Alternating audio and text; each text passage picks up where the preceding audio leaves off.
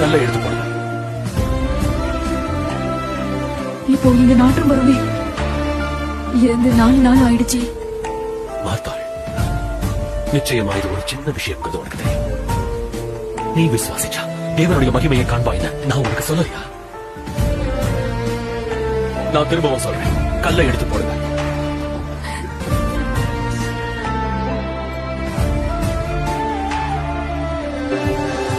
நான் சொல்லுவேன், வெளியே வா.